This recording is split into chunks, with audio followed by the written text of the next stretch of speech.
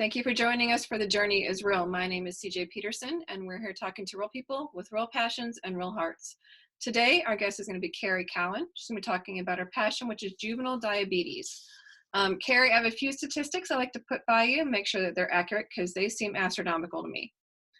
The first one is by approximately 1.25 million Americans have type 1 diabetes. True? That is true. Crazy. It is. By 2050, 5 million people are expected to be diagnosed with type 1 diabetes. Yes, unfortunately. Okay, an estimated 40,000 people are diagnosed with type 1 diabetes each year. Yes. Wow. Okay, 200,000 people under the age of 20 years old have type 1 diabetes. Yes. That is astronomically. It is. Closed my mind on some of these. It is. It's a lot of young people. Definitely.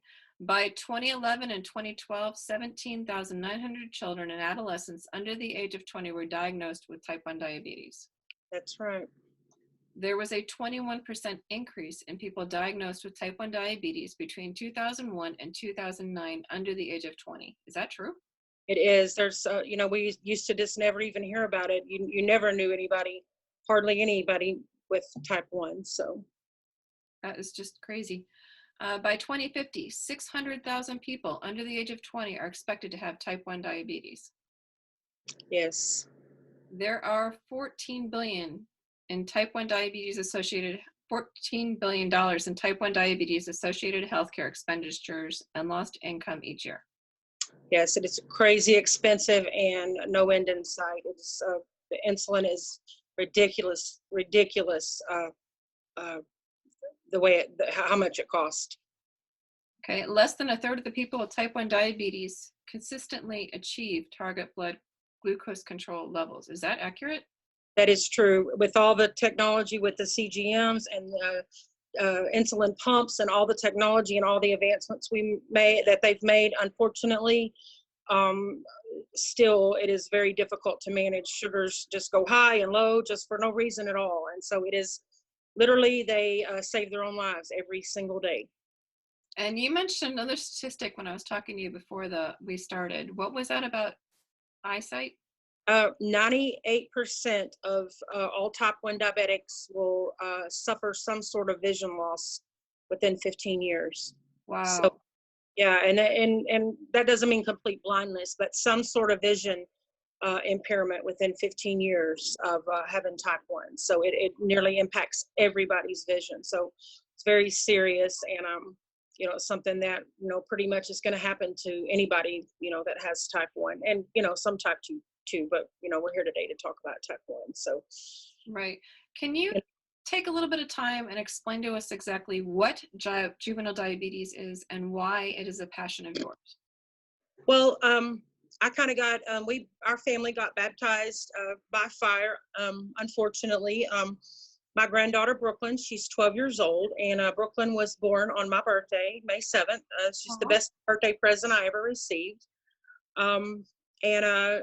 She in May of 2000 and what year is this? This is 2020.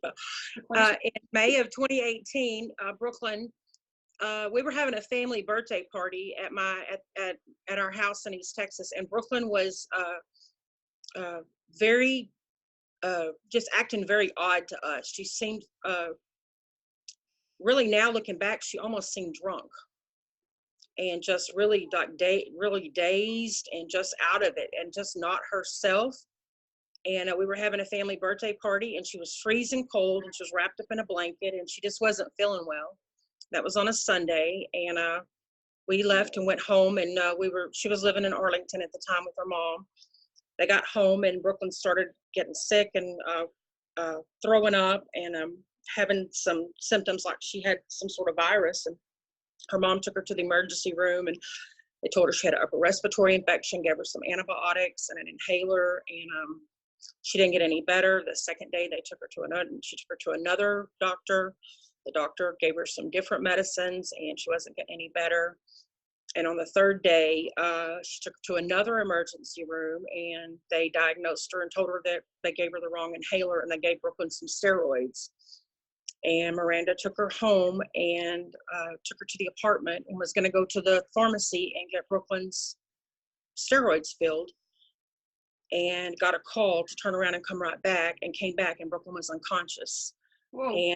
And they scooped her up and took her to another emergency room and got her to the emergency room, and literally within 5 minutes had drawn her blood, and her blood sugar was 780. Holy And cow. diagnosed her with type 1 diabetes, and she was in DKA, which is diabetic ketoacidosis. And they said if she had given her those steroids that they prescribed her at that last emergency room, that she would have died. It very closely mimics the signs of flu. Looking back now, Brooklyn had lost a lot of weight. She was very thin and frail. She was drinking a lot of water. She was peeing all the time, cold, and she had these symptoms, but we just didn't put them all together. And we just didn't know. We didn't know any of the signs of type 1. Brooklyn was rushed to Cook's Medical Center and put in ICU, where she stayed for 3 days. And thank God she recovered. There are many kids that die of DKA that didn't know they had type 1 and are diagnosed. And they brought in a nutritionist and an endocrinologist, and thankfully Brooklyn recovered, and we got a crash course in type 1 diabetes, and they taught us how to carb count, taught her mother and her dad how to count carbs, and taught Brooklyn how to give herself injections, and sent her mom and her home with a notebook and said, here, this is your new life. And so Wow. up to that point, we never knew anything about type 1. I didn't know the difference between type 1 and type 2. I thought, you don't eat sugar. You eat those little sugar pills my grandfather had on his table growing up, those little saccharin pills, because he was a diabetic. And I didn't really understand the difference between type 1 and type 2. So I just immersed myself. What is the difference between type 1 and type 2?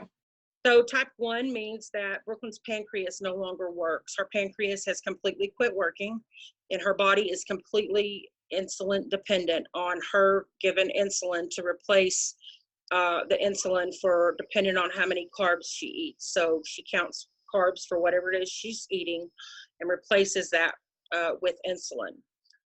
With type 2, your body still makes some insulin, and not everybody that's type 2 has to take insulin. Some people treat with just a pill, and it normally can be controlled. Lots of people can control type 2 diabetes with a diet, and it actually can even be reversed. You can actually reverse type 2 diabetes. If you have type 2 diabetes, you can change your diet and lose weight and actually recover from type 2. But type 1 diabetes, there's no cure apart from getting a new pancreas.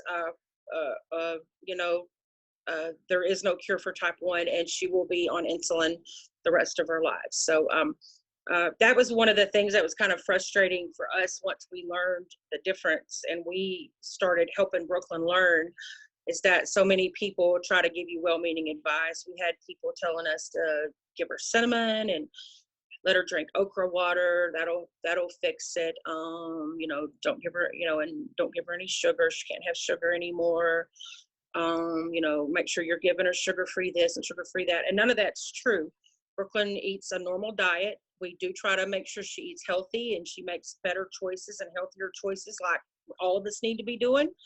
But Brooklyn can pretty much eat what she wants, eat a balanced diet, and she just takes insulin to replace the carbs in the food. So anyway, so it's just been, it's our new normal for it. She came out of the hospital like a warrior, and has been giving herself her own insulin since she came home. And she has cried 2 times that I know of because of her diabetes, because it was hard. And she's been way stronger about it than we have. We've shed lots of tears and stayed up lots of nights checking her sugar for her while she slept.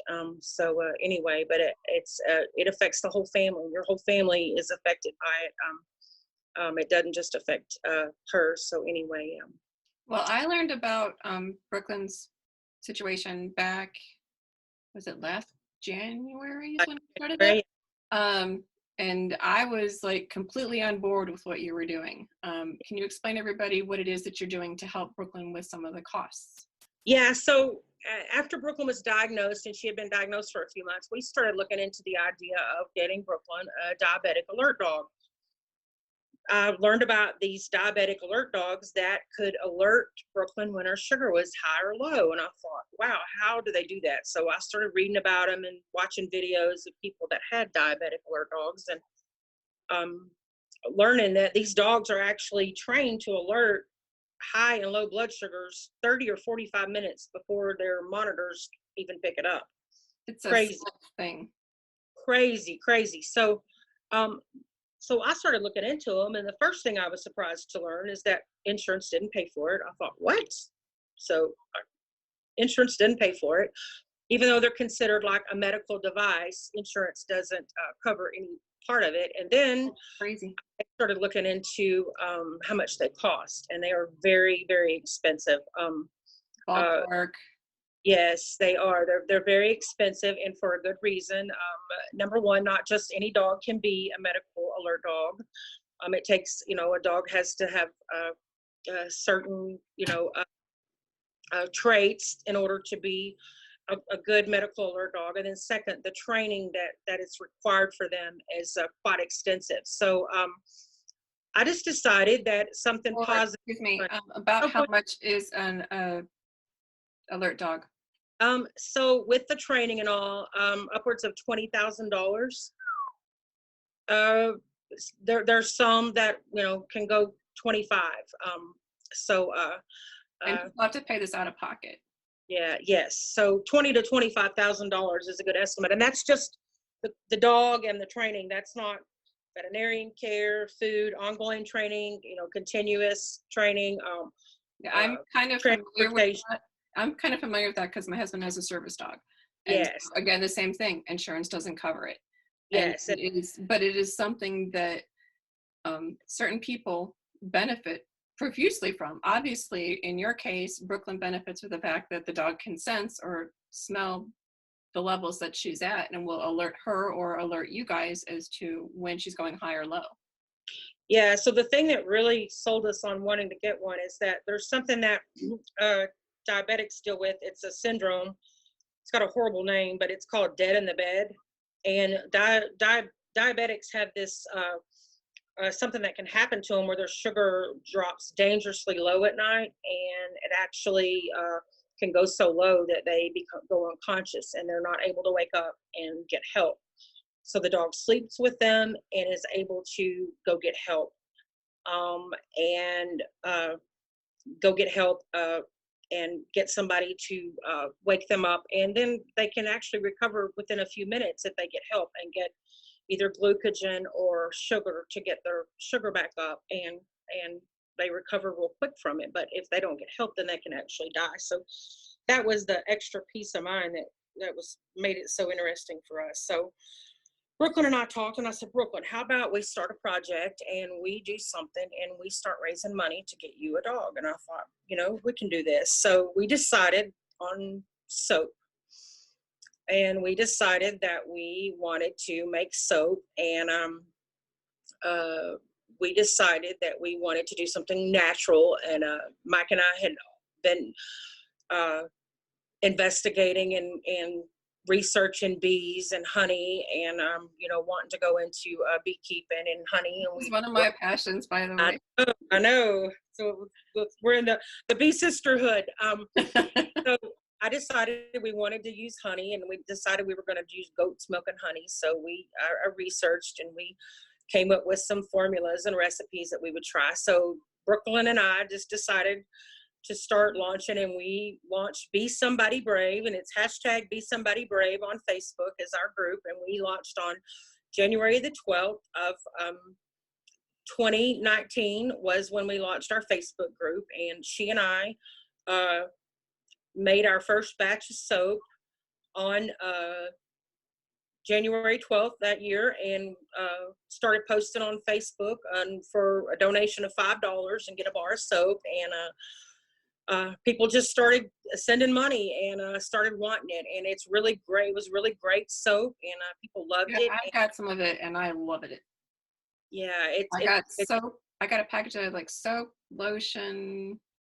yeah, the lip balm. I think you got lip balm. So we started doing that, and people just started donating, over and beyond what what, obviously, $5 for a bar of soap is, it's not cheap soap, but we were very passionate. We were making soap every weekend, every spare moment we had. We were making soap, and our group got quite large, and kind of word spread, and people were just very generous. And Brooklyn was selling it in the driveway on weekends and going live on Facebook, and doing any time we could just promote it. And a lot of my coworkers got on board, and we got T-shirts and sold those. And so we just decided that we were just going to try to do everything we could to try to hit this goal. And we didn't know how long it would take us to get there, or how long it would be, but we just decided we were going to keep plugging away to try to get as much money as we could. And So until we could do here's that. a quick question. Okay. When you first started the journey with selling bee products with Queen Bee Brooke, which is what she's Yeah. known as, Right. in order to get her dog, Honey, what roadblocks did you actually run into? If any? So one thing is that we made too many kinds of soap starting out to begin with. We got too adventurous and made too many flavors of soap right out of the gate. We shouldn't have done that. We should have just stuck with just one kind and just said, this is what we've got. Because you just get so excited about all these different scents, and then you start going crazy. And we grossly underestimated how much it cost to ship things. And a lot of people were very generous and had given over and beyond, so it wasn't an issue with shipping. But then there were some people that gave $5, and it cost you $3 to ship it. So, but you know what? The people that gave $25 for a bar of soap, it all worked out. So anyway, that was the thing. And then just the amount of time that it took. It literally took every spare moment of our days and nights and weekends of really being committed to just staying at it. We had to just keep at it and keep promoting it. And Brooklyn had to package soap and make soap and stay at it a lot of times when she would have rather been doing something else. So for me, it was good to teach her that things not everything's free. And I wanted her to put enough work into it where she had an appreciation for what we were doing. Right. Now, it wasn't just this little quick journey thing. There have been some major leaps and bounds, and this journey has had a lot of ups and downs. Can you kind of go into some of like the bigger storyline version of how you actually reached your goal of the money? Yeah. So when we got to where we had when we were at about $6,000, we were ecstatic. We were at $6,000, and so. No, that was cleared over and above the cost of making the soap.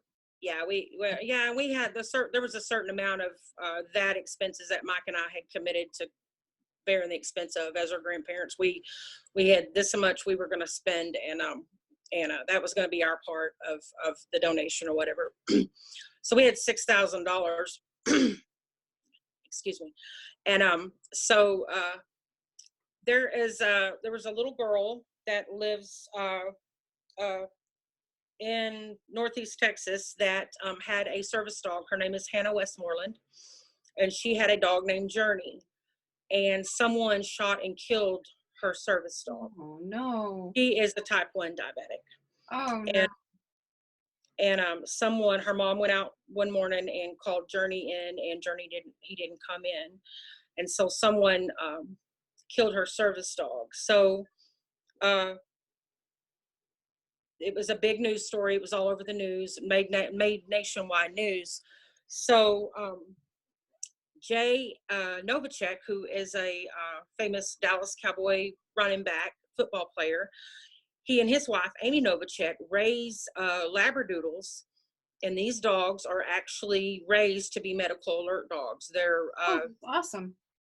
So they're raised to be they're very good at this, and Amy actually has a medical alert dog for herself for a medical condition she has, and so they actually donated a medical alert dog to Hannah to replace the alert dog that she had.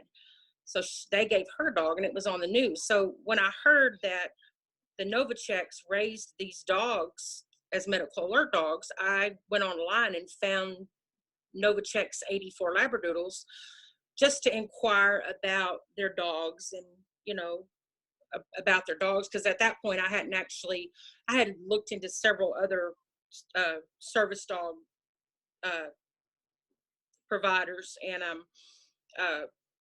we hadn't landed on anybody.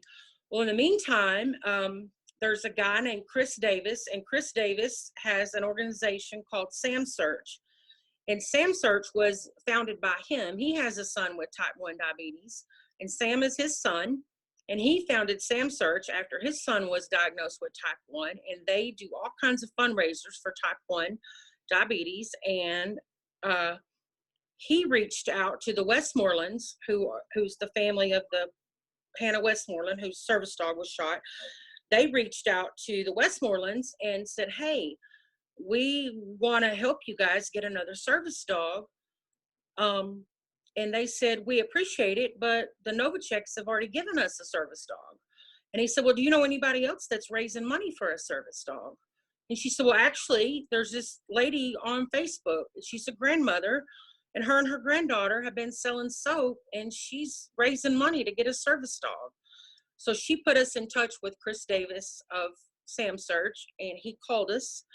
And we met him. We took Brooklyn and met him, and we had a very good meeting with him. And he invited Brooklyn to their annual golf tournament, and we went to the golf tournament. And so at that golf tournament in April, they made a very large donation, which will nearly completely pay for the training of Brooklyn Service Dog at awesome. All-Purpose Canines. And on top of that, they made a very large donation, which paid to get Brooklyn the deductible to get Brooklyn her continuous glucose monitor. So that put us way ahead of the game right there. So Praise God, that's awesome. Yeah, it was wonderful. And so with the donations that we had made, that allowed us to actually get in touch with the Novaceks, and that's how we ended up getting Honey. I got in touch with the Novaceks, and she said, Carrie, the boys are usually my best performers, but she said, I have a girl dog here that I haven't had a dog like this in a long time. She said, this dog has a nose on her like I haven't seen in a long time. And she said, she is fantastic. And she said, I think this is the dog for Brooklyn. And so we prayed about it and thought about it and talked to Brooklyn about it. And we called her back and said, she's the one. So Brooklyn had decided if she got a boy dog, his name was going to be Beasley. And if she got a girl dog, her name was going to be Honey Beatrice. So we went August the 24th or 25th, I think, and we picked up Honey Beatrice. So she spent about 3 months with Brooke. Brooke had her for about 3 months due to some family dynamics. She's here with us right now. Popo Mike has been doing some continued training with her, and she's been seeing Brooke on weekends. But anyway, we popped in with the trainer yesterday, and she's doing fabulous, and she will go to All-Purpose Canines, which is in Ranger, Texas, and she will go there for about a year to be trained to actually be Brooklyn's medical alert dog and alert highs and lows for Brooklyn, and be able to alert Brooklyn. So Honey's a year old. She turned a year old in December. So they have to get some of that puppy out of them and quit all the puppy stuff kind of before they can go to training. But Honey on several occasions has already alerted Brooklyn. When she alerts, she gets very like up in Brooklyn's face, takes her snout and bumps Brooklyn in the face or pushes her back. That's happened several times already when Brooklyn was very high or had ketones. One time she did that to Brooklyn. So we have high hopes that she's going to do very well when she goes to her alert training. So I'm sure she will. But in the interim, you guys have to keep a really close eye on Brooke's glucose levels, correct? Yeah, we do. She writes down everything she eats, and sugar checks many times a day, and she's real involved with her school nurse. She's a good school nurse, and they keep an eye on her, and she goes to the nurse's office if she's having any issues or whatever. But and girls have more. It's more difficult for girls when they are hit puberty with their hormonal things. It's tough. Their sugars fluctuate and just go high for no reason and just go crazy, or they have ketones that spill over in their urine that could make them go into diabetic ketoacidosis again. So that's something we have to watch. But anyway, so now while she goes to school, sometimes people have asked me this regarding another friend of mine who's looking into getting a service dog for her. They're allowed to go to school with them, correct? absolutely. Honey will be she'll be able to access any public place that Brooklyn goes, except for like a sterile environment, obviously, like a operating room. She won't be able to go in there or anything. But yeah, she'll be able to go anywhere Brooklyn goes. They even teach them how to go on airplanes and be able to go on airplanes with them. But she'll be able to go to school with Brooklyn and go to the grocery store with her, or go to school with her, and go wherever she goes. And the thing, we were just talking about this last night, as Brooklyn's 12, so as she gets older and begins to drive and be more independent, we can't be everywhere with her for the rest of her life. And as she starts becoming a young adult and being more independent, it'll be a good peace of mind, not only to know that Honey's watching out for her and can help alert her and keep her safe. And plus, Honey's a big girl, so she'll help protect Brooklyn too. So Right, and you're going to keep some of the bee products because there's ongoing vet expenses. yeah, they are. So yeah, Honey's got she's on a medical plan. I guess it's pet insurance, medical plan. She's got ongoing pet care she has to have, and grooming and medicine and such, and she has ongoing continuous training that she'll have to have. And yeah, right now her toy budget's pretty high. She's eating about $20 worth of toys a week. So anyway, and food, all that. So, but really what our plan is we're going to continue to grow this and convert into an actual 501(c) where we'll, give a portion, we're going to, continue to do this and hopefully help other people, get service animals, other type 1 kids with needs that they have, and just, and it'll give Brooklyn an opportunity to be able to have a voice and be a spokesperson for other kids who face the challenges that she's faced, being diagnosed at 11, and the struggles that she's had, and what it's like. It was just one of the things she said to me before is, Mimi, I just want my old life back. And even though there are kids that face much more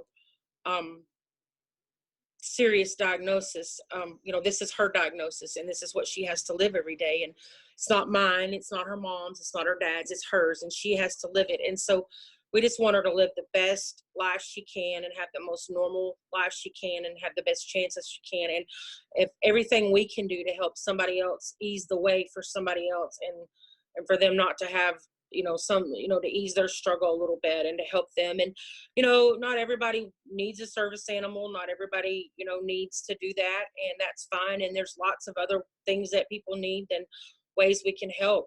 There's kids that phase out and fall off their parents' insurance plans, that ration their insulin, that die because they have to ration their insulin. And we want to be able to where people don't do that, and where young people don't have to choose between paying their rent and buying their insulin. So we want this to be a lifelong passion, and for Brooklyn to be able to continue and take this and run with it, and for her to continue it on, and for her to grow it into something as big as she wants to make it. So way bigger than ocean and soap. There's a couple things I want to talk to before we run out of time, because we're running a little low on time. Okay. One of them, you mentioned that Brooklyn is the only student in her school that actually has type 1 diabetes, and that it's actually kind of lonely. Yeah, she's been in several different schools, and the thing that was been tough for her is that not having other students there that have type 1, and so she hasn't had an opportunity to make friends or know somebody else with type 1. And there are some camps, diabetic camps, that for kids that can go to that have type 1. Some of them are very expensive though, and they're hard to get into. And if you get a scholarship, there's usually a waiting list. And you would be surprised that with as many people with type 1 that in her age group, there's just not that many. In East Texas, there's not that many kids in her age group that have type 1. So there's a little bit of a stigma there, with her having type 1 and, having to sneak off to the, bathroom to take injections and things. So we'd like to take some of that stigma away and let it be, it's not a big deal. So Kind of a learning opportunity. Yeah. There's another thing that I wanted to touch on that I'm Okay. very excited about that we talked Yes. about. There's a book potentially in the works. Could you tell us a little bit about that? Yeah, so right before Christmas, Brooke and I talked when she was, we were there. And so she and I decided that we are going to write a book. And we want this book to be basically a book about having type 1 diabetes, written basically from Brooklyn's viewpoint Oh, of wonderful. being a kid and being diagnosed, and kind of what she went through and what it feels like, and how she felt before she was diagnosed and what she's felt since being diagnosed. And Brooklyn and Honey are going to be the characters in the book. And our vision for the book is for every child that's diagnosed with type 1 would get a copy of this book, maybe when leaving the doctor or the hospital. And Oh, that would be amazing. That would be awesome. it would be, because what made us think this is when I was Christmas shopping and I was looking online and I was looking for books for Brooklyn. I was trying to kind of find, some kind of self-help kind of things for her.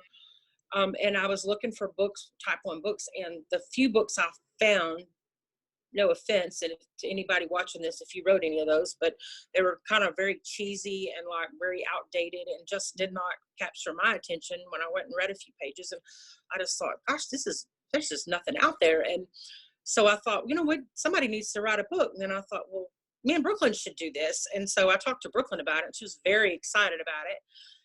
So that's going to be our next thing. And Brooklyn hopes, her dream is to go into schools and read this book to kids and take Honey and maybe, just make it more of a, so educate people about it so that they understand it and make it where it's not a big deal, Well, being an author, I am all over that. So good luck with that. We're excited.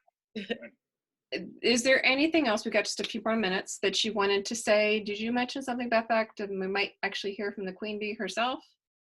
Oh yeah, well, I just talked to her a few minutes before we came on, and she just wanted to say, she said she's just so thankful that she's had so much support from people that she doesn't even know. She said it's been hard for her to cope and deal with being diagnosed, and there's been a lot going on with her family. Her mother had an illness, and her mother was pregnant when she got diagnosed, and there's been a lot going on in her family. And Brooklyn said, be somebody brave has been what's helped her be able to cope and deal with being diagnosed. So she just wanted everybody to know how much she appreciated their love and support. So she wanted me to be sure and tell everybody that. And so, you want to see Honey? Yeah. Honey out? Now, those who are listening can't quite see Honey, but you can see her on YouTube. And those who are watching on YouTube, that's Honey. Hi, Honey. Oh, she's a pretty girl. Oh, she looks so sweet. She is a sweet girl. She thinks she's a Pomeranian though. She doesn't realize she weighs 80 pounds. Oh, geez. Well, when you have the book come out, we'd love to have you back on again, and hopefully we can have the Queen Bee herself as well. Yes, we're looking forward to that, CJ. We appreciate you having us on, and we can't wait to see what big things we get to do next. We're very appreciative for the opportunities that God's given us, for sure. Well, thank you for sharing a portion of your heart today. Like I said, personally, I've had some of those products, and they are awesome. So anybody who's looking for them, go to Facebook under hashtag Be Somebody Brave. That's right. BEE, like the buzz, but be buzz. BEE, somebody brave. Well, thank you for listening to The Journey is Real people with real passions and real hearts. I'm CJ Peterson. Until next time.